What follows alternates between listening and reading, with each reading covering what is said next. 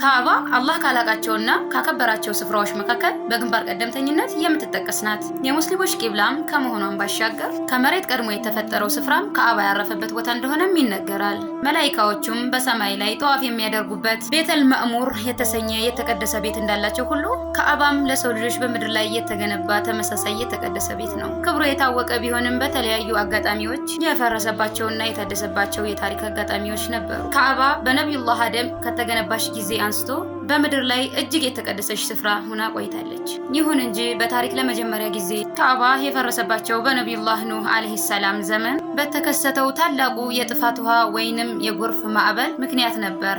ይህ መላውን ዓለም ያጥለቀለቀው አስፈሪው ማዕበል የካዕባን ህንፃ ቢያፈርሰውም ክብሩን ግን አላነሳውም። እንዲያውም የነቢዩላህ ኑህ አለይሂ ሰላም መርከብ ከተሳፋሪዎቿ የካዕባን ስፍራ 7 ጊዜ ጧፍ በማድረግ ክብርን ሰጠዋለች። ከዚያን ጊዜ ጀምሮ ካዕባ ፈርሶ ከቆየ በኋላ የነቢዩ ኢብራሂም አለይሂ ሰላም በድጋሚ ከገነቡት የጥፋት ውሃ ከተከሰተበት ታሪካዊ ሂደትና የነቢዩላህ ኑህ አለይሂ ሰላም ተአምራዊ ጉዞ እንደሚከተለው እንመለከታለን። ነቢዩላህ ኑህ አለይሂ ሰላም ከነቢዩላህ ሺስ አለይሂ ሰላም የዘር ሐረግ የመጡ ታላቅ ነቢይ ናቸው። የኖሩትም በአረቢያ ፔንሱላ ጀዚረተል አረብ ውስጥ ሲሆን ወደ ከሃዲዎች የተላኩ የመጀመሪያ መልእክተኛ ነበሩ። እሳቸውም ልክ እንደ ሌሎች የአላህ ነቢያት አላህን በብዛት የሚያመሰግኑ አመስጋኝ ባሪያ ነበሩ።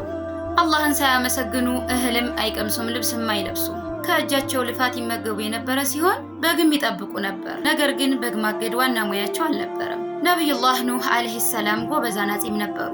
ነቢዩላህ ኑህ የፈጣሪያቸውን ትእዛዝ ተቀብለው የእስልምናን ጥሪ ማድረስ ጀመሩ። ህዝቦቻቸው ግን በኩፍርና በሽርክ ልቦቻቸው የደረቀ በመሆኑ ጥያቄያቸውን ከመቀበል ይልቅ ራሳቸውን እስኪስቱ ድረስ ያንቋቸውና ይደበድቧቸው ነበር። በዚህ አስቸጋሪ ሁኔታ ውስጥ ለ950 ዓመታት ያህል አላህን ብቻ ተገዙ፣ ለእርሱ አጋር የለውም እያሉ አማናቸውን ተወጥተዋል። ሆኖም ግን በዚያን ሁሉ ዓመታት ውስጥ 80 የሚሆኑ ሰዎች ብቻ እንጂ ሌላኛው እስልምናን ለመቀበል አሻፈረኝ አሏቸው። ነቢዩላህ ኑህ እንዲህ በማለት አላህን ለመኑ። ጌታዬ ሆይ ከሃዲዎችን ምድር ላይ አንድም ተንቀሳቃሽ አታስቀር። አንተ ብትተዋቸው ባሪያዎችህን ያጠማሉና ከክፉ ከሃዲም በቀር ሌላ አይወለድምና። ጌታዬ ሆይ ለኔም ለወላጆችም ለቤቴ አማኝ ሆኖ ለገባ ሰው ለምእምናንና ለምእምናትም ምህረት አድርግ። ለበዳዮችም ጥፋትን እንጂ ላን አትጨምርላቸው። አላህ ሱብሃነሁ ወተዓላ የኑህን አቤቱታ ተቀብሎ ታላቅ መርከብ እንዲሰሩ አዘዛቸው። በሰው ልጅ ታሪክ መርከብ ተሰርቶም ሆነ ተሳፋሪ ተጭኖ ስለማይታወቅ ነቢዩላህ ኑህ አለይሂ ሰላም በሰው ታሪክ የመጀመሪያው መርከብ ሰሪ ሆነዋል። መርከቧን የሚሰሩትም መላኢካው ጅብሪል አለይሂ ሰላም እያሳያቸው ነበር። ህዝቦቻቸውም በደረቅ መሬት ላይ መርከብ ሲሰሩ ሲያቸው ከነብይነት ወደ አናጺነት ተቀየርክ እያሉ ያሾፉባቸውም ነበር። መርከቧ 3 ደረጃዎች ነበሯት። የመጀመሪያው ወይንም የታችኛው ክፍል ለእንስሳቶች፣ ሁለተኛው ክፍል ለሰዎች፣ የላይኛው ደግሞ ለአዕዋፋት ሆነ። አላህም ለነቢዩላህ ኑህ የቅጣት መጀመሪያ የሚሆን ምልክት ነገራቸው። ይህም በቤታቸው ውስጥ ዳቦ የሚጋግሩበት ተኖር ወይም ምድጃው ውስጥ ውሃ መፍለቁን ሲጀምር መሆኑን አሳወቃቸው። ከዓመታት በኋላ የኑህ ሚስት ዋኢላ ውሃው ከተኑር ሲፈልቅ አየች። ተገርማም ለነቢዩላህ ኑህ ነገረቻቸው። እሳቸውም የጌታዬ ቅጣት በእውነት መጣ አሉ። አላህ ቃል የገባላቸውን ቀን ሲደርስ ነቢዩላህ ኑህ አለይሂ ሰላም አማኛቸውን ይዘው ወደ መርከቧ ገቡ። ዝናቡም ሲዘንብ አራዊቶች ሁሉ ከመከራው ለመሸሽ ወደ መርከቧ ተሰበሰቡ። የዛን ጊዜ ከሁሉም እንስሳት አንዳንድ ወስደው ወደ መርከቧ አስገቡ። ነቢዩላህ ኑህ አለይሂ ሰላም በእንስሳቱ ላይ እጃቸው ሲያርፍ ቀኝ እጃቸውን በወንዱ እንስሳ ላይ፣ ግራ እጃቸውን ደግሞ በሴቷ እንስሳ ላይ በማድረግ ጥንድነታቸውን እየለዩ ያስገቡ ነበር። መጀመሪያ የገቡት ዳክዬ ወይንም ዝይ ስትሆን መጨረሻ የገባው ደግሞ አህያ ነበር። ከሚወልዱና እንቁላል ከሚጥሉ በስተቀር ወደ መርከብ አልገቡ። ትንኝ፣ ትልና ዝንቦች ከነሱ አልተጫኑ። ነገር ግን በአላህ ፍቃድ ከሌላ ጭቃ ወጥተዋል። እባብና ጊንጥም ለመግባት ወደ መርከቧ መጠው እንደነበር ይናገራል። እሳቸውም እናንተ የጉዳትና ወይንም የበላ ሰበብ ስለሆናችሁ አልጭናችሁም አሏቸው። እነሱም ጫነን፣ ስምህን ላወሳ ዋስትና እንሰጣለን አሏቸው። ጉዳታቸውን የፈራ ሰው ሰላሙን አላ ኑህ ፊል አለ፣ ሰላም በዓለማት ውስጥ ለኑህ ይሁን ካለ በአላህ ፍቃድ አይጎዱትም ይባላል።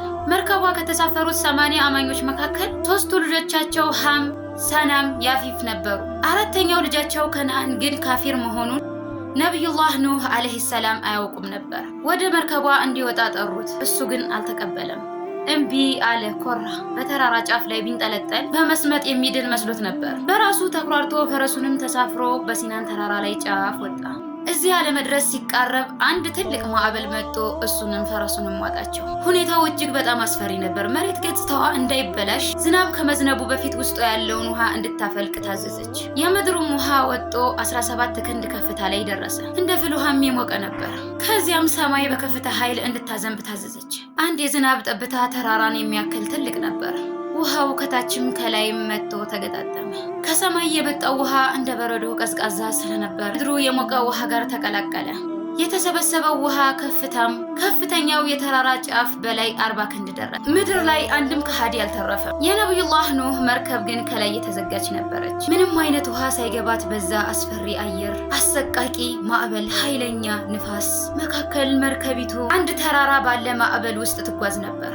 ነብዩላህ ኑህ አለይሂ ሰላም እና ያመኑ ሰዎች በአላህ ላይ ተመክተው አላህ እንዲጠብቃቸው ተማምነው ስለነበር ፍርሃትም ሆነ ድንጋጤ አላደረባቸውም። መርከቢቱ በውስጧ ካሉት ጋር በርካታ ሀገራት ላይ አለፈች። መካ አልሙከረም ደረሰች። በጎርፍ ምክንያት ፈርሳ የነበረችው ካዕባ ስፍራ ዙሪያም 7 ጊዜ ዞረች፣ ጧፍ አደረገች። በመርከቧ ውስጥ የነበረው ጉዞ ለ6 ወራት ያህል የፈጀ ጊዜ ሲሆን በዚህ ሁሉ ጊዜ ሰማይ በጥቁር ዳመና ተጋርዶና ዝናቡ ሳያቋርጥ ይዘንብ ስለነበር ፀሐይን ማየት አልቻሉም። በመሆኑም ቀኑ ከሌሊቱ አይለይም። ነብዩላህ ኑህ አለይሂ ሰላም የሶላት ሰዓታቸውን በትክክል ለመለየት አላህ የሰጣቸው 2 ተአምራዊ ድንጋዮች ይጠቀሙ ነበር። ነጩ ድንጋይ የቀን ወይንም የብርሃን ሰዓት ሲጀምር ድንጋዩ በራሱ ይበራና ብርሃኑ ይጨልማል። ይህም የሱብሂ ሶላት መድረሱንና የቀን ክፍለ ጊዜው መጀመሪያን ያመለክታል። ጥቁሩ ድንጋይ ፀሐይ ስትጠልቅና የሌሊት ክፍለ ጊዜ ሲጀምር የጥቁሩ ድንጋይ ጥቁረት እየጨመረ ይሄድና የነጩን ብርሃን ያጠፋዋል። ይህም የመግሪብ ወይንም የምሽት ሶላቱን መድረሱን የሌሊት ክፍለ ጊዜ መጀመሩን ያሳያል። በዚህ ተአምራዊ መንገድ አማኞች በመርከቧ ውስጥ ሆነው ሰላታቸውን በወቅቱ ይሰግዱ ነበር። በመጨረሻም 6 ወራት ሲሞላ መርከቢቱ ኢራቅ ውስጥ በሚገኘው ጁዲ በሚባል ተራራ ላይ አረፈች። አማኞችን በሰላም ወርደው አላህን እያመሰገኑ ተክቢራ እያደረጉ ምድር ላይ አዲስ ህይወት ጀመሩ። ተመልካቾቻችን ይሄንን ቪዲዮ ከወደዳችሁት ላይክ፣ ሼር ማድረግ እንዳይረሳ። ለቻናላችን አዲስ ከሆናችሁ ሰብስክራይብ በማድረግ የዚህ ቻናል ቤተሰብ አባል ይሁኑ። ቀጣይ ክፍል 2ን ይዤላችሁ እንድቀርብ በኮሜንት ክፍል 2 ብላችሁ አሳውቁኝ። ክፍል 2ን ይዤላችሁ እስከመጣ ወሰላሙ አለይኩም ወራህመቱላሂ ወበረካቱ።